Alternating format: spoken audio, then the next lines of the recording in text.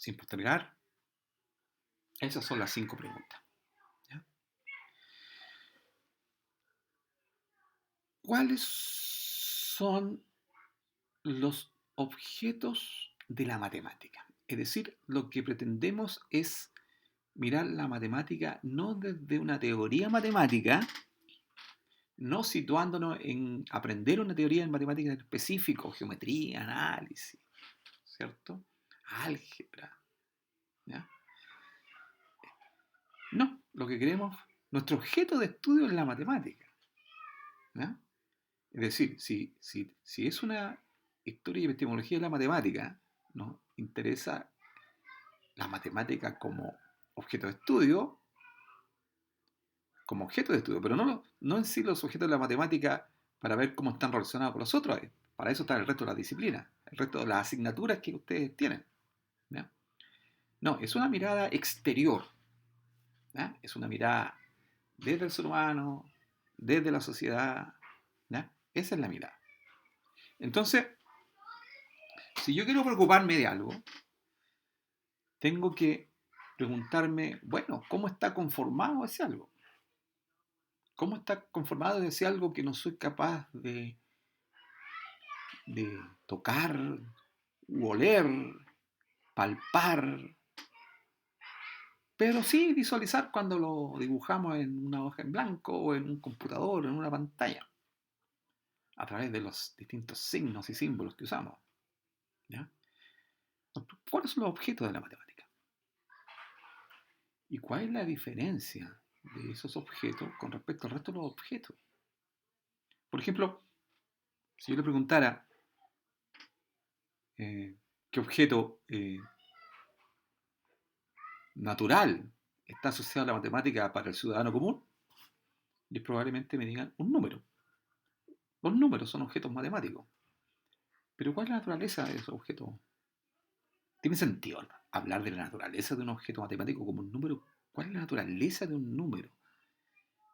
¿Qué es lo que lo conforma? El 4 no tiene átomos que lo formen. El 4 es más bien una idea, ¿cierto? Es una idea.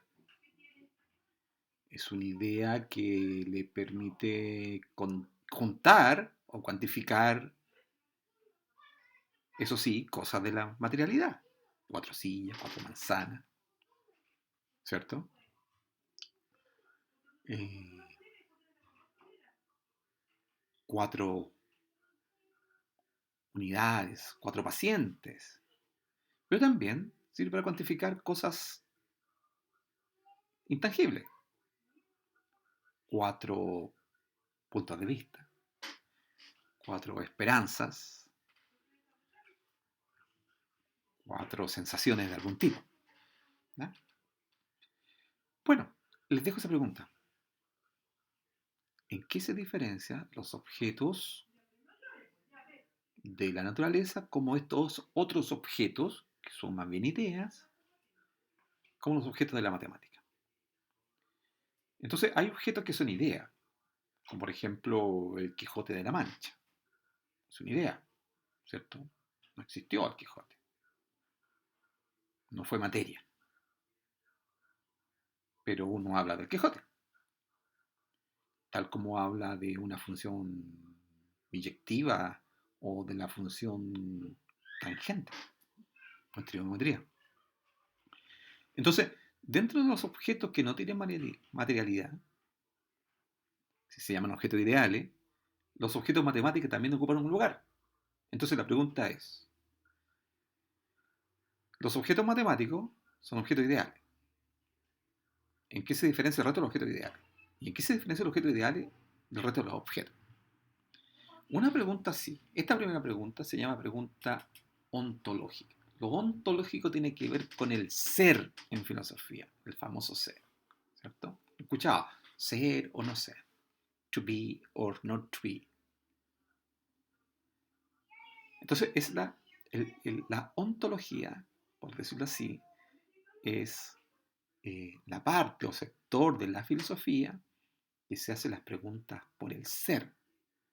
Pero no es cualquier ser, es el ser fundamental, el ser último, el que funda a los otros o el que con lo cual está conformado los otros. ¿Ya? Por ejemplo, uno de los primeros matemáticos o pensadores racionales fue Tales de Mileto, ¿cierto? 550 antes de Cristo más o menos, eh, del mundo griego. Entonces, él pensaba que todo era agua, el ser último es agua. Cuando uno le pregunta a un niño, o cuando un niño te pregunta a uno, papá, ¿qué es esto? Bueno, ¿qué es una manzana? Una fruta.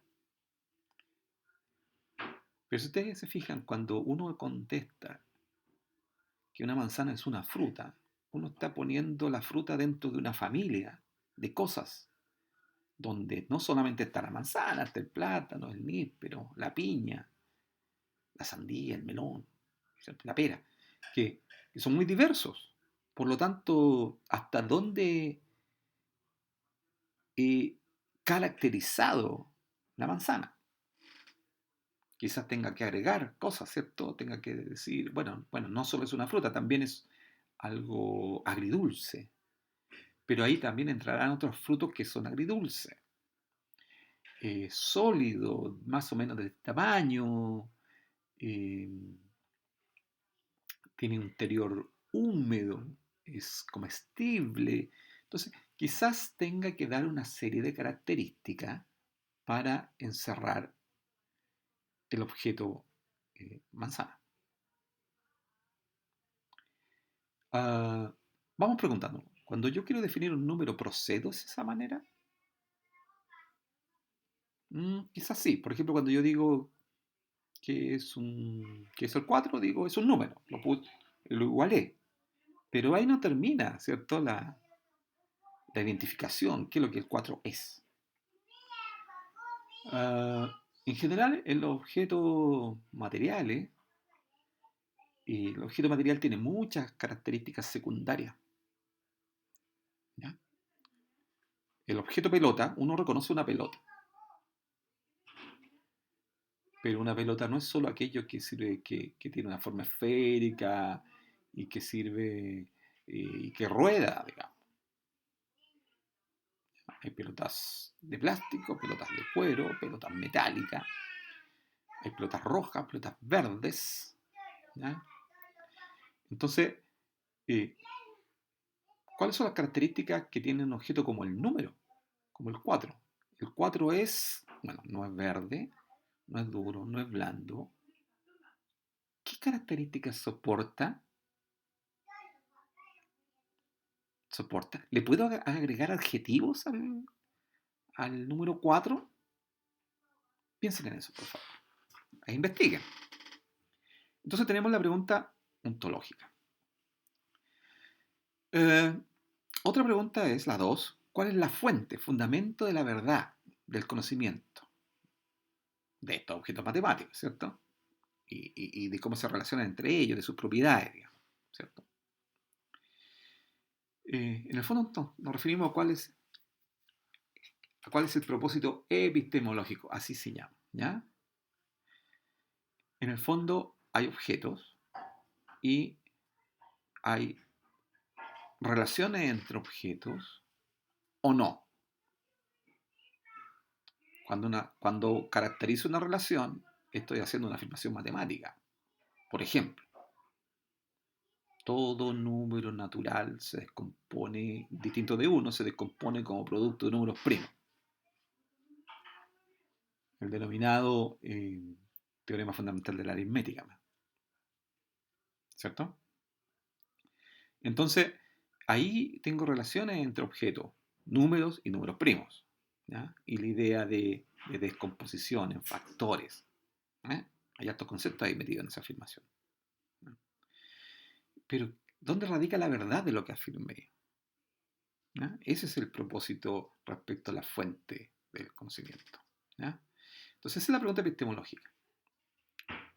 Pregunta 3, para que me alcance el tiempo. Se refiere a la pregunta metodológica. ¿Ya?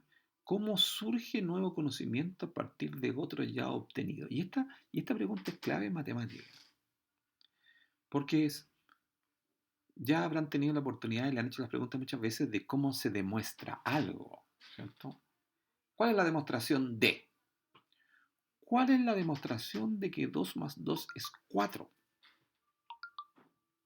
Bueno, para construir una demostración de 2 más 2 igual a 4, tal parece que tengo que afirmarme en otras verdades previas y conectar verdades previas con lo que pretende ser nueva verdad.